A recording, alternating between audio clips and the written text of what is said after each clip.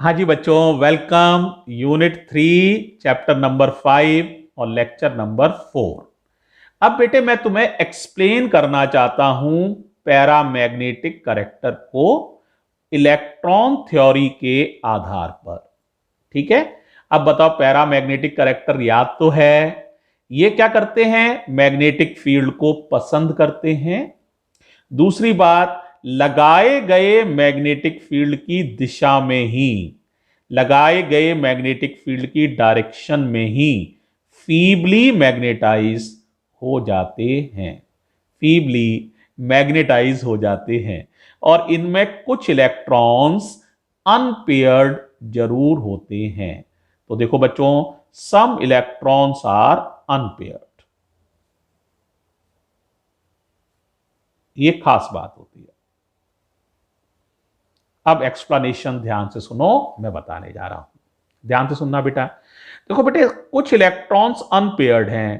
तो वो मान लो, तुम्हें पता ही है, जैसे जब फिल किए जाते हैं इलेक्ट्रॉन्स तो तुम्हें याद होगा, जैसे 3 इलेक्ट्रॉन है तो ये px है, ये py है, pz है।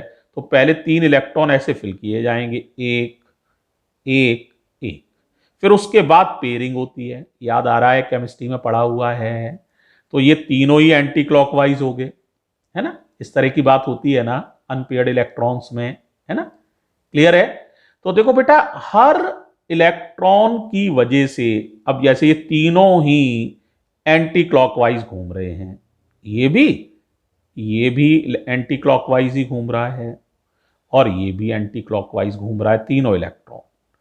तो क्या ये एक दूसरे का डाइपोल मूवमेंट काटेंगे या एनहेंस करेंगे? एनहेंस करेंगे।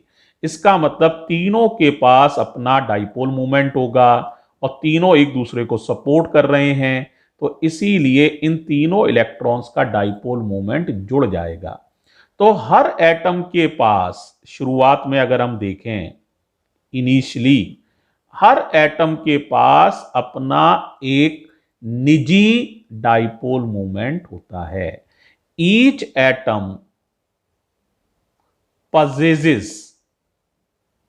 possesses its own dipole moment। Own माने खुद का। यानी मैं ये कहना चाहता हूं, हर एटम ही पैरामैग्नेटिक मटेरियल का, हर एटम अपने आप में एक छोटा सा डाइपोल होता है। या और सरल शब्दों में समझो तो पैरामैग्नेटिक मटेरियल्स का हर एटम एक छोटा सा मैग्नेट होता है, एक छोटा सा चुंबक होता है, एक छोटा सा मैग्नेट होता है। बात समझ में आ गई? क्योंकि हर एटम के पास अपना निजी डाइपोल मूवमेंट होता है। ठीक है। अब आप कहोगे सर, एक मटेरियल में कोई एक एटम तो नहीं होता है बेटा।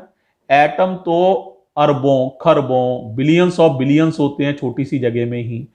तो ये हर एटम पे तो डाइपोल मूवमेंट है, लेकिन these atoms are randomly oriented. These atoms are randomly oriented,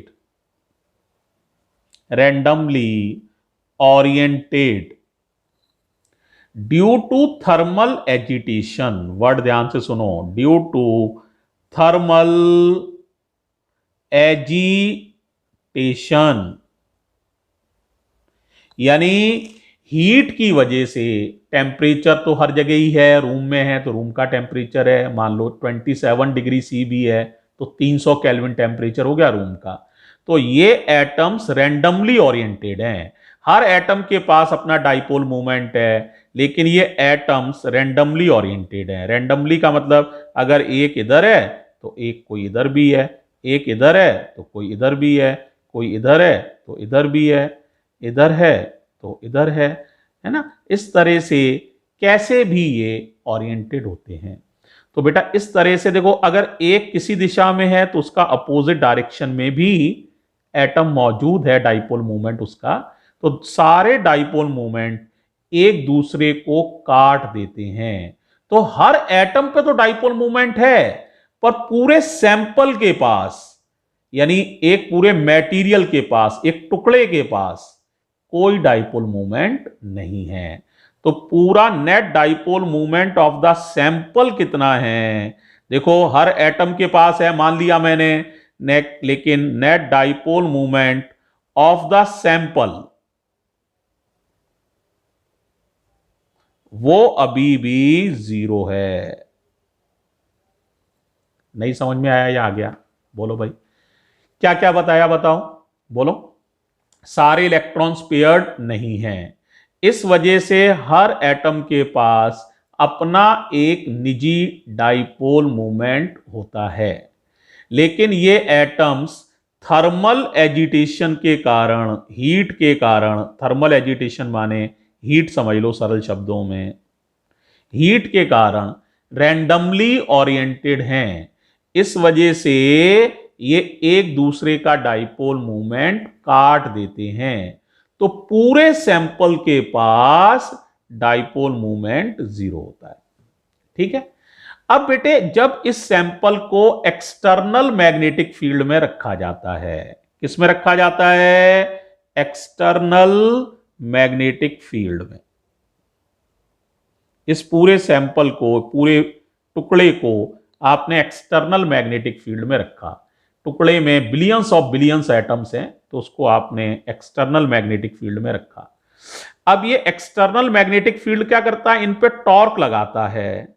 torque का फॉर्मूला तुम्हें मालूम है, mb sin थीटा।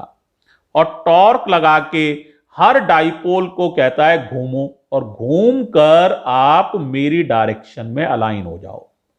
हर डाइपोल को क्या कहता है? घूम कर मेरी डायरेक्शन में अलाइन हो जाओ। कौन कहता है? Magnetic field. तो magnetic field tries to align the dipoles in its direction, और थर्मल एजिटेशन उन्हें रैंडमाइज करता है। तो अब दो ताकतें काम करती हैं। यह चाहता है कि सारे एटम्स घूमकर मेरी डायरेक्शन में ही अलाइन हो जाएं। कौन चाहता है? Magnetic field. और थर्मल एजिटेशन चाहता है नहीं, रैंडमाइजेशन। तो वो रैंडमाइज करता रहता है, ये अलाइनमेंट करता रहता है, ये अलाइनमेंट करता है, ये अलाइनमेंट तोड़ता है, थर्मल एजिटेशन। तो भी कुछ एक्सटेंड तक हल्का सा अलाइनमेंट हो ही जाता है। क्या बोला जी? हल्का सा अलाइनमेंट हो ही जाता है। तो कुछ डाइपोल है ना, मिलियंस ऑफ मिलियंस डाइपोल एक ही डायरेक्शन में अलाइन हो जाते हैं। यानी करोड़ों में से कुछ हजार या कुछ लाख डाइपोल एक ही दिशा में हो जाते हैं। ठीक है। अब बताओ क्या होगा? क्या अब इनका डाइपोल मूवमेंट तो जुड़ जाएगा, क्योंकि एक ही दिशा में है ये एक दूसरे को काट नहीं रहे हैं। जिनका अलाइनमेंट हो गया है करोड़ों में से कुछ लाखों का, तो वो लाखों के डाइपोल मूवमेंट तो जुड़ जाएंगे। इसीलिए सैंपल लगाए गए मैग्नेटिक फील्ड की डायरेक्शन में ही मामूली सा मैग्नेटाइज हो जाता है। That's why sample is magnetised in the direction of applied magnetic field. ठीक। अब एक बार ध्यान से सुनना, पहले एक बार समझो। बोलो भाई, किसका एक्सप्लेनेशन पढ़ रहे हो? पैरामैग्नेटिज्म का। किसके बेसिस पर? इलेक्ट्रॉन थ्योरी के बेसिस पर। तो मैंने क्या बताया? पैरामैग्नेटिक मटेरियल्स में कुछ इलेक्ट्रॉन्स अनपेयर्ड होते हैं। इस वजह से हर एटम के पास अपना निजी डाइपोल मूवमेंट होता है। लेकिन थर्मल एजिटेशन की वजह से ये सारे एटम्स रैंडमली ओरिएंटेड हैं, इसलिए एक दूसरे का डाइपोल मूवमेंट ये कैंसिल कर देते हैं, और पूरे सैंपल का नेट डाइपोल मूवमेंट 0 होता है। जब इस सैंपल को एक्सटर्नल मैग्नेटिक फील्ड में रखा जाता है, तो वो इन डाइपोल्स पर एक टॉर्क लगाता है, और इस टॉर्क से वो इन्हें अपनी दिशा में अलाइन करने की कोशिश करता है। और थर्मल एजिटेशन इसे रैंडमाइज करने की कोशिश करता है, क्योंकि ये रैंडमाइज भी कर रहा है, नहीं तो सारे डाइपोल ही एक ही दिशा में हो जाते, लेकिन ये रैंडमाइज लगातार कर रहा है। इसकी वजह से कुछ डाइपोल्स का अलाइनमेंट हो पाता है। इसी वजह से सैंपल जिस दिशा में मैग्नेटिक फील्ड लगाया है उस तरफ ही डाइपोल मूवमेंट अब बचने लगता है। तो सैंपल लगाए गए मैग्नेटिक फील्ड की डायरेक्शन में फीबली, मामूली सा फीबली मैग्नेटाइज हो जाता है। एक बार इंग्लिश में समझ लो कैसे लिखोगे, ठीक है?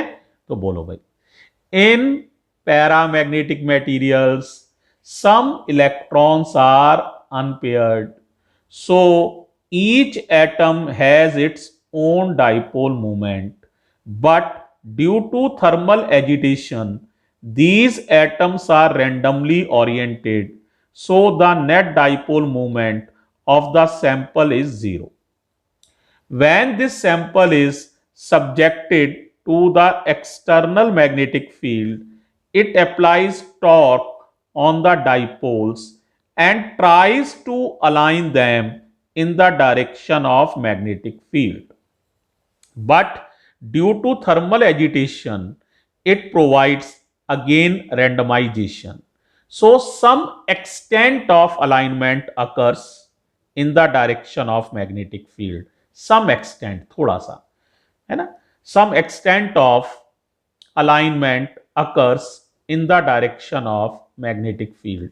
Hence, sample is feebly magnetized in the direction of applied field. और यही है एक्सप्लेनेशन ऑफ पैरामैग्नेटिज्म। क्या सभी को समझ में आ गया है? ध्यान से सुनना तो तुम्हें सारी बात समझ में आएगी, ठीक है? ओके बच्चों, थैंक यू।